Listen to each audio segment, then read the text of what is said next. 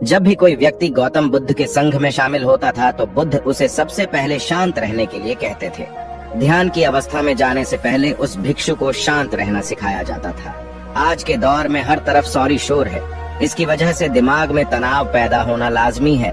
ऐसे में अगर आप हर रोज कुछ देर मौन रहने का अभ्यास करते हैं तो इससे आपके तनाव पैदा होने वाले हार्मोन के लेवल में कमी आती है। इससे आपका दिमाग शांत होता है, गुस्सा नियंत्रित रहता है और तनाव बढ़ाने वाले हार्मोन्स का लेवल घटता है। आज के इस वीडियो में हम जानेंगे कि किन मौकों पर हमें शांत रहना है और किन मौकों पर हमें बोलना है और शांत रहने से हमारे अंदर क्या बदलाव आ सकता है। दोस्तों, संध्या काल का समय था। गुरु अपने सभी शिष्यों को बुलाते हैं और कहते हैं, कल सुबह सब लोग नदी में स्नान करने के बाद तुरंत हमारी कुटिया के सामने उपस्थित हो जाना। सभी इसी से हैरान रह जाते हैं कि हम लोगों ने कुछ गलती की है क्या, लेकिन गुस्से से यह कहते हैं कि हो सकता है कि गुरुजी कल सुबह कुछ अच्छी बात बताने वाले हैं। सब लोग रात को सही समय पर सो जाते हैं और सुबह उठकर सभी लोग नदी में स्नान करने के बाद वापस गुरुजी के सामने उपस्थित हो जाते हैं। गुरु कहते हैं, आज हम तुम सबको चुप रहने के फायदे के बारे में बताऊंगा। गुरु कहते हैं, 10 मौके जहां पर चुप रहने से होता है लाभ और बोलने से नुकसान। गुरु कहते हैं, अगर आप इन 10 मौकों पर शांत हो गए यानी मौन हो गए तो आप जो चाहेंगे वही मिल जाएगा। आपकी जिंदगी में चमत्कारिक बदलाव शुरू हो जाएंगे। जरूरत से ज्यादा बोलना या चुप रहना दोनों ही अच्छी बात नहीं है। जैसे जरूरत से ज्यादा बारिश हो जाना या फिर धूप दोनों ही दिक्कत देती है, उसी तरह अनावश्यक बोलने से भी काफी नुकसान होता है। गुरु कहते हैं कि पहला ऐसा मौका जहां पर व्यक्ति को चुप रहना चाहिए, बिना तथ्य के ना बोले। गुरु ने कहा, अगर आपके पास कोई तथ्य नहीं है तो वहाँ चुप रहने में ही भलाई है। चुप बैठने से दिमाग में नई कोशिकाओं का निर्माण होता है और इससे ज्ञान की वृद्धि होती है। बोलने में भलाई वही है जहाँ आपको किसी चीज के बारे में पूरा ज्ञान हो। अगर आप बिना तथ्य के कहीं बोलते हैं या फिर बेवजह बोलते हैं तो आपका वहाँ मजाक भी बन सकता है। अगर आपके पास पर्याप्त जानकारी नहीं है, ऐसी जगह पर बोलने से आपका मजाक तो बनी रहेगी, साथ ही साथ लोगों का भरोसा भी आपसे उठने लगेगा। इसलिए ऐसी जगह पर शांत रहो जहां तुम्हें पता ना हो कि क्या बोलना है क्या नहीं। कई बार कुछ लोग ऐसे होते हैं जो हर जगह अपनी उपस्थिति बताने लगते हैं। उन्हें पता नहीं होता है कि हमें क्या बोलना है, लेकिन फिर भी बोलते जाते हैं और फिर बाद में दूसरे लोग उनके जाने के बाद उनका मजाक उड़ाते हैं। जब तक आपको उस तथ्य के बारे में अच्छा ज्ञान नहीं है, उसके बारे में पता नहीं है, तो वहाँ चुप रहना ही ज्यादा समझदारी है। गुरु ने कहा, दूसरा ऐसा मौका जहाँ पर व्यक्ति को चुप रहना चाहिए। शब्दों से न पहुंचे ठेस। अगर आपके शब्द किसी को मानसिक ठेस पहुंचा रहे हैं तो वहां चुप हो जाना चाहिए। कमजोर व्यक्ति के बारे में कुछ भी बोलकर आप महान नहीं बन सकते हैं। महान आप किसी कमजोर का साथ देने में बनेंगे। कई बार होता है कुछ लोग अपने से छोटे व्यक्ति को भला बुरा कहते रहते हैं। सामने वाला इंसान तो कद से आपसे छोटा है, वह आपको कुछ नहीं बोलेगा, लेकिन आप उसकी नजरों में गिरते चले जाएंगे। हो सकता है कि कल वह भी आपसे पद में बड़ा हो जाए। पद में आपसे जब वह बड़ा हो जाएगा तो आज जो रवैया आपका उसके साथ है, आने वाले समय में वह भी आपके साथ वही करेगा। आप किसी को नीचा दिखाकर बड़ा नहीं बन सकते हैं। बड़ा बनना है तो अपने से छोटे लोगों का इज्जत भी करना सीखें और साथ ही साथ बड़े लोगों का भी सम्मान करना चाहिए। लोगों को लगता है कि अगर वह अकड़कर बोलेंगे और सामने वाले को नीचा गिराने की कोशिश करेंगे तो वह बड़े बन जाएंगे, तो यह उन सब की भूल है। बड़े होने की बजाय आप उनकी नजरों में गिरते चले जाएंगे। गुरु ने आगे कहा, इसलिए शिष्यों, तुम सब जब भी बोलना आदर भाव से बोलना ताकि तुम्हारी बात लोगों को अच्छी लगे। बोलने में भाई बहन, माता पिता, मित्र इत्यादि संबोधन शब्दों का इस्तेमाल जरूर करना। इससे तुम्हारी मान प्रतिष्ठा तो बढ़ेगी ही, साथ ही साथ लोगों की नजरों में तुम समझदार व्यक्ति बनते जाओगे। गुरु ने आगे कहा, तीसरा मौका जहाँ पर व्यक्ति को चुप रहने में ही भलाई है। क्रोध या घृणा करने वाले लोग, जब कोई अपना या सगा संबंधी आप पर क्रोध कर रहा हो, आपका अपमान कर रहा हो, तो आपको उस वक्त चुप रहना चाहिए ताकि सामने वाले का गुब्बारा पूरी तरह से फट जाए। आप यदि सही हैं तो उसे कतई माफीनामा गए और चुप रहकर ही सही समय का इंतजार करें। वह खुद आपसे माफी मांग लेगा जब उसे अपनी गलती का एहसास हो जाएगा।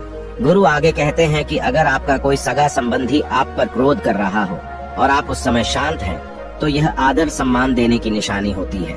इससे न कोई छोटा होता है और न ही बड़ा। अगर आपको क्रोध आ रहा है तो आप या तो वहां से किसी का अनादर किए बिना चले जाएं या फिर चुप रहें। क्रोध करने से आपके रिश्ते, खराब होंगे। क्रोध करने से हमेशा क्रोध करने वाले व्यक्ति का ही बुरा होता है। गुरु आगे कहते हैं कि एक बार की बात है, एक सांप जंगल से भागते हुए किसी राजा के घर में पहुंच गया। लोगों ने छेड़खानी की तो वह बहुत ही गुस्सा हो गया, जिससे घर में जो तलवार पड़ी हुई थी उसी को लपेटकर कसने लगा और धीरे धीरे उसका पूरा शरीर कट गया।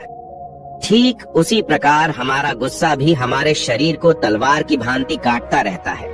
गुस्सा ध्यान से खत्म होता है प्रतिदिन। अगर आप ध्यान की मुद्रा में बैठे हैं तो आपका गुस्सा आपके नियंत्रण में रहेगा। गुरु आगे कहते हैं कि यह तरीका है कि आप प्रतिदिन ध्यान का अभ्यास करें। इससे आपके शरीर में जो हार्मोन्स गुस्से को बढ़ावा देते हैं वह सब तुम्हारे नियंत्रण में रहेंगे, जिससे शरीर गुस्से पर आसानी तुम्हारा से काबू पा लेगा। लेकिन एक तरीका यह भी है कि जब भी आपको गुस्सा आए तो आप यह समझने का प्रयास करो कि क्या मेरा गुस्सा जायज है या नहीं। हमें वहां पर बोलना चाहिए कि नहीं। जब आप खुद इस बात का आकलन लगा पाएंगे तो आपको खुद पता चल जाएगा कि हमें गुस्सा करना चाहिए या नहीं। फिर भी आपको गुस्सा आ रहा है तो आप वहां से हटने का प्रयास करें, वहां से दूर चले जाएं। धीरे धीरे समय के साथ आपका दिमाग शांत हो जाएगा। गुरु ने कहा, चौथा ऐसा मौका जहां पर इंसान को बहुत ही समझदारी के साथ काम लेना चाहिए। वहां पर आपको चुप रहना ही चाहिए, जहां पर उस मुद्दे से आपका कोई संबंध ना हो। अगर आपका किसी मुद्दे से कोई संबंध ना हो तो वहां आपका चुप रहना बनता है। बिना किसी वजह अगर आप दूसरे के मुद्दे पर बोलेंगे तो यह आपके लिए अनिष्टकारी होगा। इसमें केवल और केवल आपका ही नुकसान है। जल्द ही आप किसी दो लोगों के बीच हो रहे विवाद में जल्दी अपनी टांग न डालें। अगर सामने वाला आपको बुला रहा है अपना झगड़ा शांत करवाने के लिए तो ही आप वहां पर जाएं। किसी की व्यक्तिगत जिंदगी में दखल अंदाजी नहीं देनी चाहिए जब तक कि वह व्यक्ति आपको नहीं बुलाता है। अपने झगड़े को शांत करवाने के लिए कुछ लोग फालतू में दूसरे के विवाद में कूद पड़ते हैं। इससे उनके मान सम्मान मर्यादा पर लोग उंगली उठाने लगते हैं। गुरु कहते हैं कि 10 मौकों में 5वां ऐसा मौका जहां पर व्यक्ति को बहुत ही समझदारी के साथ चुप रहना चाहिए। आपके शब्दों से किसी मित्र को हानि न पहुंचे। अगर आपके शब्द सामने वाले के परिवार या मित्रों की प्रतिष्ठा के बारे में बुरी झलक दिखा रहे हैं तो आपको चुप रहना चाहिए। किसी के परिवार या फिर मित्र के बारे में बुरा बोलने से केवल आप ही बुरे बनेंगे। जो चीज आसानी से खत्म की जा सकती है उसे अपने शब्दों से बड़ा न करें। बिना चिल्लाए बात करने का प्रयास करते रहना चाहिए। अगर आप बिना चिल्लाए कोई बात नहीं कह सकते तो आपका चुप रहने में ही भलाई है। किसी पर चिल्लाने से आपके व्यवहार के बारे में पता चलता है। ज्यादा बोलने से चीजें हमेशा खराब ही होती हैं। कई बार कुछ रिश्ते ज्यादा तेज बोलने की वजह से टूट जाते हैं। इसलिए अपनी आवाज में मीठापन लाएं। आपके शब्दों से आपके दोस्त को हानि नहीं पहुंचनी चाहिए। कभी कभी दोस्तों के जब हम मजाक हैं तो रहे कि आपके शब्दों से किसी का अनादर ना हो। मजाक को भी हमेशा शब्दों के मायने में ही रखें। जहां किसी को शब्दों से चोट लगे वहां चुप हो जाएं। ज्यादा बोलने से हमेशा नुकसान ही होता है।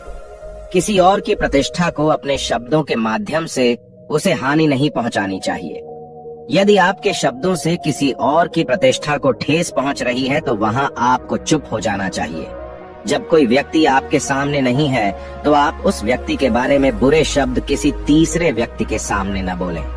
गुरु कहते हैं, छठा मौका जहां पर व्यक्ति को चुप रहना चाहिए, जब कोई कर रहा हो किसी की बुराई। जब कोई आदमी आपके सामने किसी तीसरे आदमी की बुराई कर रहा हो तब तुम्हें चुप रहकर बस सुनना चाहिए।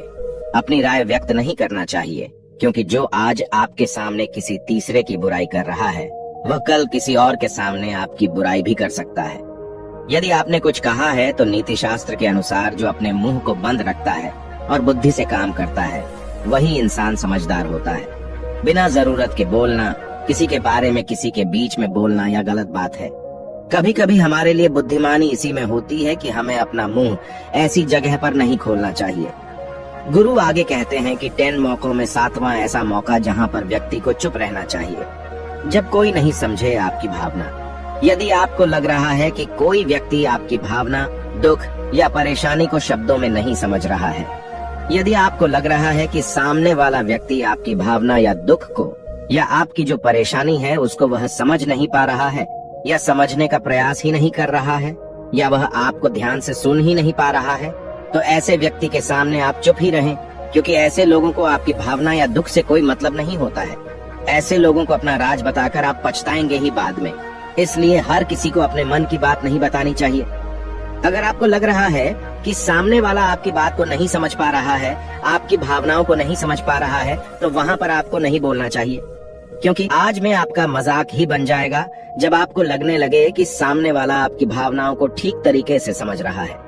आप जो कह रहे हैं वह ठीक से सुन रहा है, तभी आप उसे अपनी बात कहें। गुरु कहते हैं कि 8वां मौका जहाँ पर आपको चुप रहना चाहिए, जब कोई इंसान अपना दुख व्यक्त करे। यदि कोई इंसान अपने दुख या परेशानी को आपको बता रहा है, तो इसका मतलब यह है कि वह आपको अपना समझ रहा है। ऐसे में तुरंत ही उसे समाधान बताने के बजाय चुप रहकर उसके दुख या समस्या को सुने। उसके दुख या समस्या को किसी और को न बताएं। वह इसलिए नहीं बता रहा है कि उसकी समस्याओं का समाधान कर देंगे, बल्कि वह इसलिए भी बता रहा है कि सामने वाला उसकी बात को समझ रहा है। कई बार बताने से दुख कम हो जाते हैं। आपको अपना दुख इसलिए बता रहा होगा कि उसे लग रहा है कि आप उसकी बात को समझ रहे हैं। दुख बांटने से कम हो जाता है। इसलिए जब कोई व्यक्ति अपना दुख आपसे व्यक्त करे, तो आप चुप मारकर उसकी बात को बहुत ही ध्यान से सुने, ताकि उसके दुख कम हो जाएं। उसके मन का बोझ हल्का हो जाए, क्योंकि उसके मन में जो भी बातें थी वह आपको सब बता दिया। गुरु आगे कहते हैं कि 10 जगहों में 9 ही ऐसी जगह जहाँ पर आपको चुप रहना चाहिए।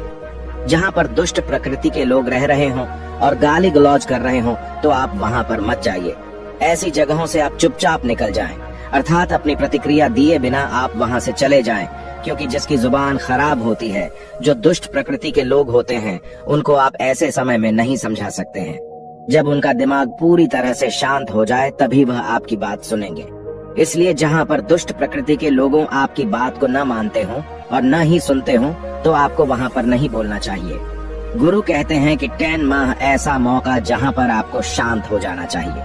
अपनी सफलता का राज हर किसी को न बताएं। कई बार होता है कि कुछ लोग जो सफलता को बहुत ही जल्दी अर्जित कर लेते हैं, वे हर जगह अपनी सफलता का ढिंढोरा पीटने लगते हैं।